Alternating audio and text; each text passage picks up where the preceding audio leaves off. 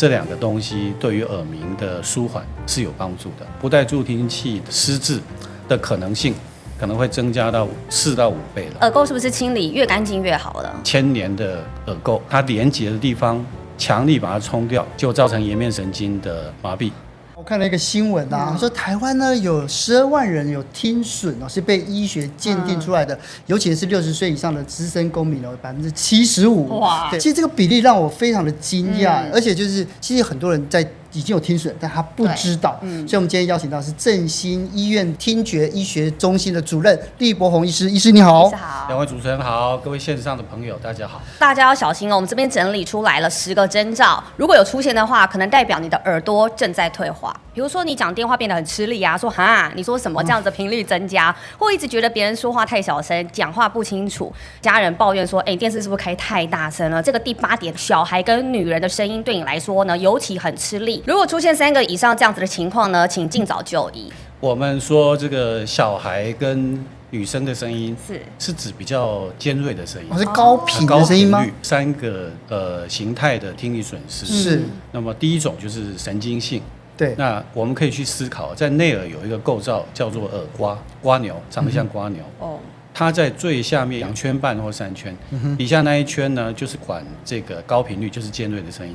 換句話講，最高頻的、最尖銳的聲音一進去就會被處理到，所以它是最常運用到的，那也最容易被破壞的。所以一般的退化會先從那個地方開始。是，所以為什麼說常常是女生跟小孩子的聲音聽不清楚，在資深公民身上比較容易發現，就是因為經年累月，它那個部分最早被破壞。是，可是醫師現在很多人可能會忽略嘛，那如果我听不清楚，我就不管的話，最嚴重可能会怎麼樣？最嚴重呢，對於失智的影響，你可能會提早3年會出現，並且呢，這個危險的幾率是3到4成。這是美國的 Johns Hopkins，約翰霍普金斯大學，有一位科學家，他發現呢，65歲以上，假設你有聽損，不戴助聽器，那麼跟戴助聽器來做比較的話，不戴助聽器的失智的可能性可能會增加到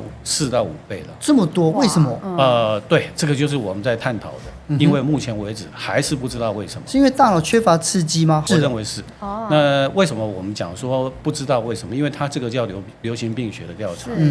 流行病學我們頂多可以說是相關，好，再從這個相關性去找因果性。所以他們的研究團隊目前正在做這個因果的調查跟研究，是。但我認為這個關聯性就已經足夠讓我們做一些警惕了。醫生，如果聽不見的話，我們就不管它的話，最嚴重，對我們健康會有什麼樣一個危害嘞？這個包括人身安全的這個議題了哈。打個比方，不管你是開車或者走在路上，如果你連後面按喇叭示警的聲音你都聽不到，是，那可以想象會有很大的疑慮在這個交通安全上面，是，因為你沒有辦法聽音辨位，你不知道這個車子會從哪裡出來。醫師在專業上啊，就是聽損我們怎麼去界定它？它有分貝數或是有可以理解的數字嗎？以內政部來講，大約輕度的聽損是55分貝。哦，55分貝就算55分貝，大概就是捷運。如果捷運開到你面前，你都沒聽到，那就是輕度聽損，其實已經有點嚴重了。對啊，那70分貝是中度，就是在路上聽大馬路摩托車過來聽不見。對，可以這樣講，沒錯。很多人啊，在聽損的情況之下，他會覺得就是說，耳朵的老化、退化是正常的。可是聽醫生這樣解釋啊，就不一定是這樣子，對不對？我們常常看到，也不能說常常了，就是會看到80、90歲聽力還比年輕人好的。所以我們一般在歸納的時候，這個我們剛剛講的是聽力形態嘛，那你背後原因可以分內在跟外在的。內在大概就是幾個面向，一個是基因，那再來就是荷爾蒙。外在我們講幾個一個就是感冒引起的病毒的感染，是造成這個神經被破壞，這是外在因素的一種嘛。再來就是藥物，包括食物，藥物跟食物也會造成聽損。食物例如說酒精。酒精是一種這個神經毒性的東西。那藥物方面有一種名詞叫做耳毒性的藥物現在比較少，以前有一些抗生素那吃了容易造成對耳朵神經造成傷害。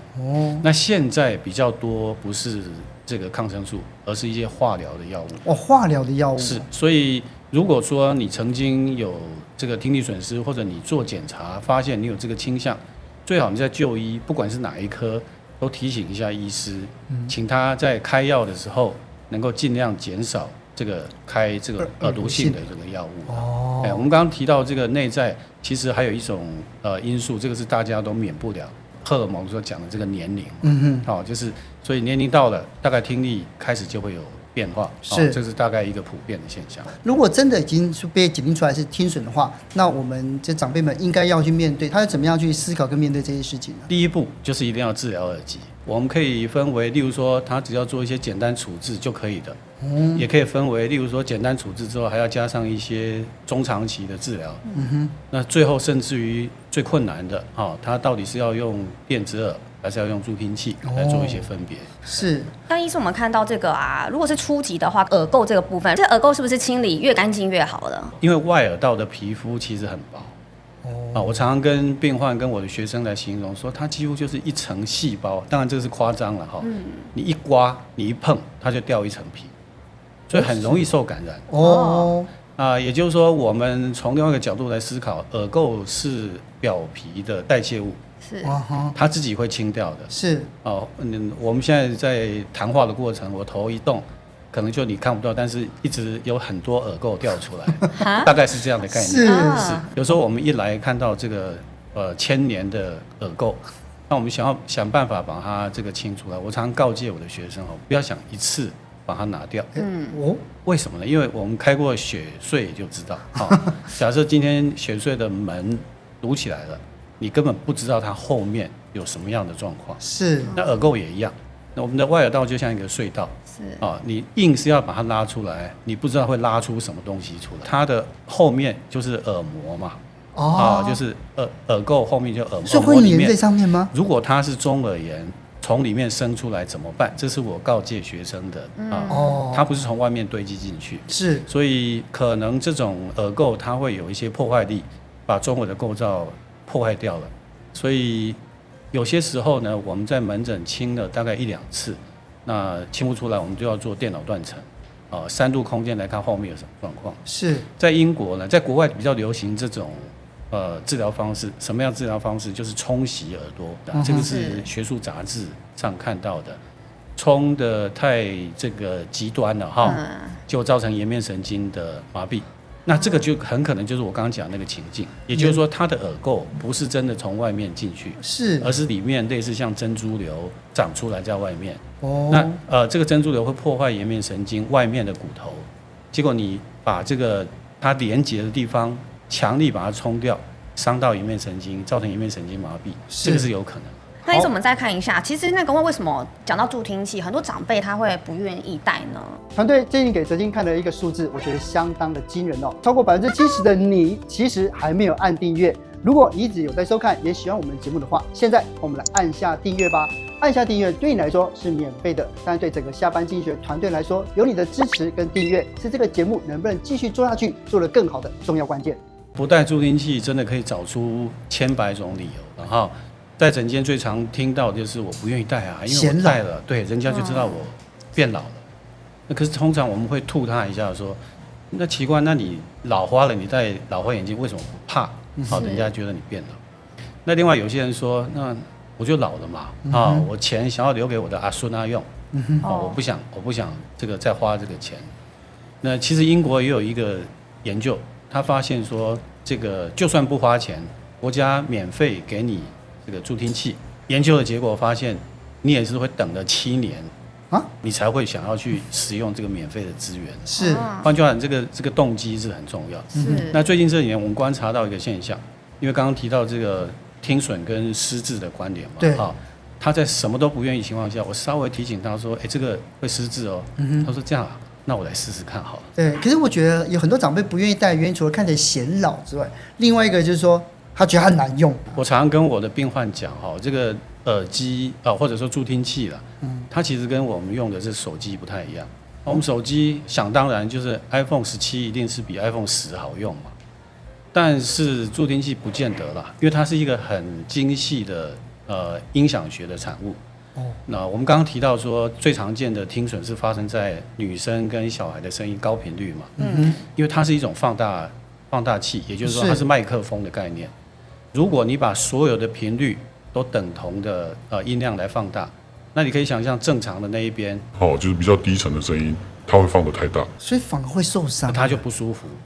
所以以這個簡單的例子來看，買了助聽器之後，你還有一段自己來講是適應期。那麼就這個設備來講，你要不斷的去調。所以我們通常是3個月，買了之後，大概前1年當中，每3個月一定要回去做一些音響學的這個調整。是，所以我常說，助聽器不是只有看機器，還要看調配它這個音響方面的參數的人啊，他的音響學的功力深不深厚？那就跟買那個高級音響一樣啊，擴大器、真空器的音場，然後高低音的調配。可是我問一個很笨的問題，因為我真的不知道，電子耳跟助聽器差別在哪裡？我們剛剛提到助聽器是麥克風嘛，好，那麼電子耳它是直接去刺激神經，它就是繞過外耳跟中耳，不要去用空氣來傳導聲音。直接把電極放到神經的地方，那這個幾乎就是可以減少中間一些能量的落差嘛，你聲音可以比較完整的傳到這個大腦裡面去。所以我們在電子耳手術之後所做的聽力圖看到的是，有些時候它比一些正常人的聽力還要好。主任，如果我們越早戴助聽器啊，那對我們聽力的恢復會比較好嗎？反過來想當你有問題。當然是越早解決越好。那以這個聽損跟助聽器之間的關係來講，這個助聽器提供足夠的刺激，或許可以讓我們的毛細胞以上包括聽覺的這個神經呢，它可以得到足夠的刺激。我想這個腦部是一個有機體啦，用進廢退嘛，你給它一些刺激，給它有點事情做。它或許不會退化的那麼厲害。我們花了一點時間講助聽器，一定要告訴大家，我們是沒有廣告的。對，沒有錯。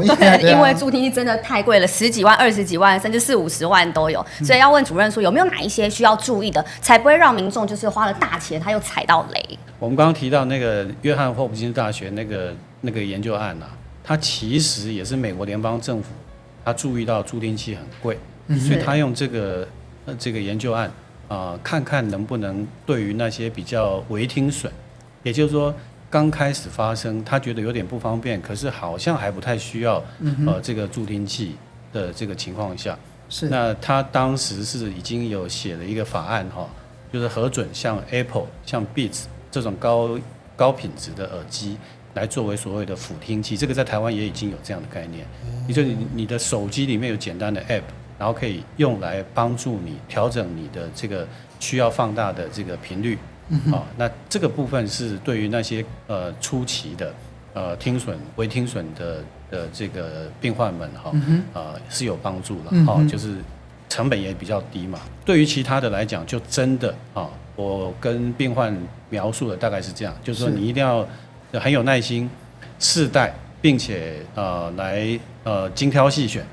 你一定要挑到覺得你滿意，並且戴起來不會不舒服，再來考慮要不要買這個助聽器。那台灣有太多選擇了，所以一定要多問3家，那這樣子才能夠買到真正適合你用，並且對你有幫助的這個助聽器。可是我一直在想一件事情，就是因為有很多人覺得他不戴老花的原因，是因為就是說，如果我沒有戴，我眼睛會慢慢變好，戴了之後就回不去了。戴助聽器好像也有這種說法，就戴了之後耳朵就不好到底這樣子。或者有另外一種人是說，我覺得戴了我就會恢復到跟年輕的時候一模一樣好。這兩個應該都有問題吧？好，戴了去做檢查，的確有可能那個聽力圖看起來是跟年輕人一樣好，但是拿掉就不一樣。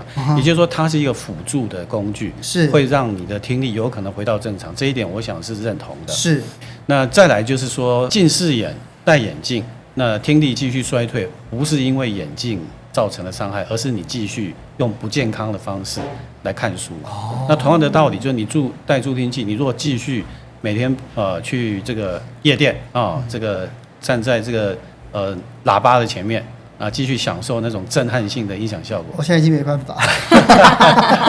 那你當然有可能繼續損傷了。講到這邊，我們可以補充一下，就是說為什麼戴了助聽器會這個不舒服？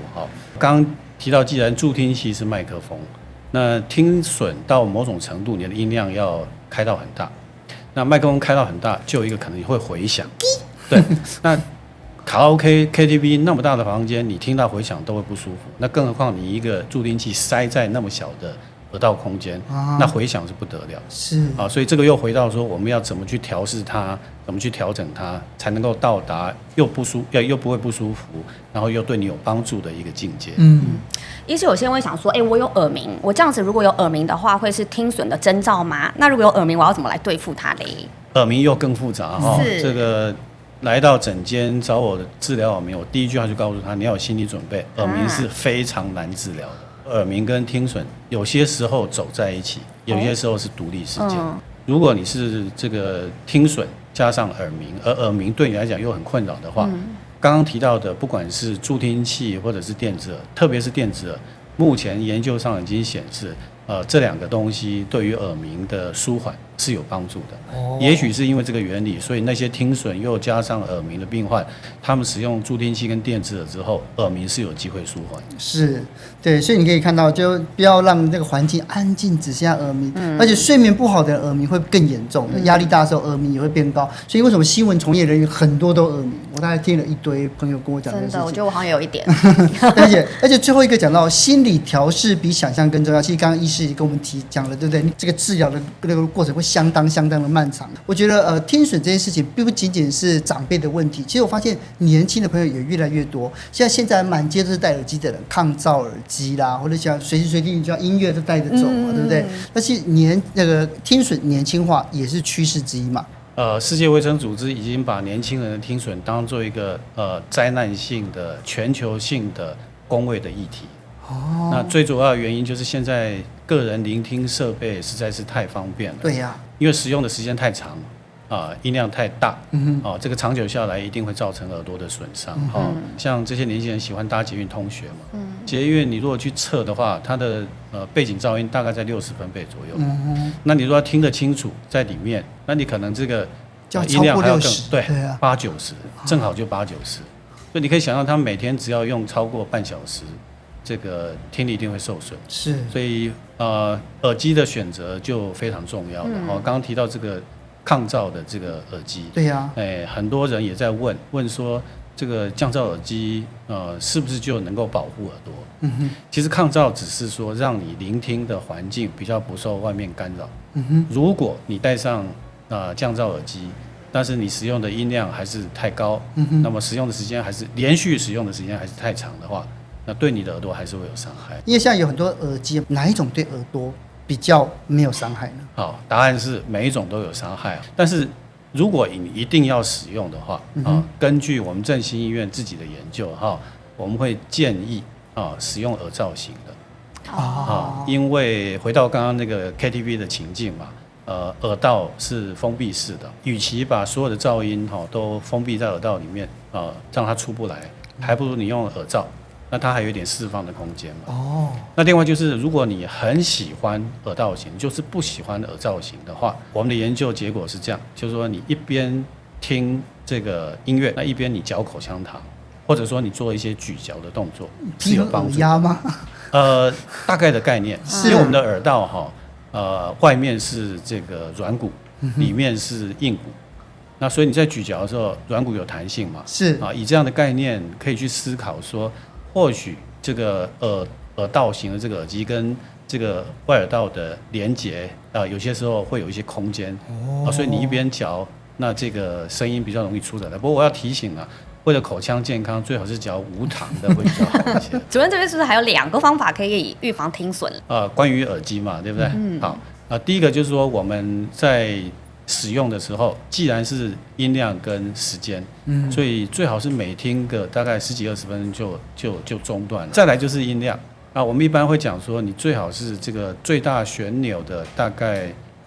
希望是1半以下的，這是最高的這個音量，這2點一定是有幫助的。是，而且今天最後呢，我們要來那個來跟大家分享哦。其實這是利伯鴻醫師哦，這個聽力的完全寶典，從幼兒到長輩，而且提升學習力跟溝通力。這邊還特別講到遠離憂鬱跟失智哦，全面守備這個聽力哦。那這些標題裡面呢，就是醫師希望帶給讀者朋友們什麼樣子的建議？我們可以從為什麼會有這本書的這個故事來談起哈。他是康健出版社的前社長李社，那麼他的媽媽呢，其實應該是已經活在無聲的世界好幾年，那只是當時的概念或許還沒有很到位了哈，就帶去這個診間看，然後發現有聽力的損失嘛。那不過當時的判定是說還好，就這樣一句話。那過幾年呢，社長的妹妹從國外回來，發現媽媽眼神無光，那麼表情也比較木然覺得怎麼會這樣？那因緣際會就到我們的診間來哈。那當時我的判定是說，那我們試試看助聽器。那因為我們醫院是有這樣的一個服務，就是現場就可以試戴助聽器。就她們姐妹呢，當場發現一戴助聽器之後呢，表情也比較好，那眼睛也開始放出這個光彩了所以在這樣情況之下，我們就當場就定制。那因為每個人的耳道模式這個裡面的形狀是不太一樣，所以助聽器並不是當場可以拿。所以定做了耳膜，約定下周回來拿。就沒想到在預定的那一天早上呢，媽媽就因為中風過世，所以沒有辦法享受這個兒女的孝心。那李社長當時就發願，他希望說減少聽損那沒有來得及去這個治療的這個情況，所以我們才會寫這本書。然後希望透過這本書呢，可以讓大家可以遠離聽損，而且可以有一個更有品質的生活。今天感謝醫師帶來那麼珍貴的分享，謝謝你，謝謝。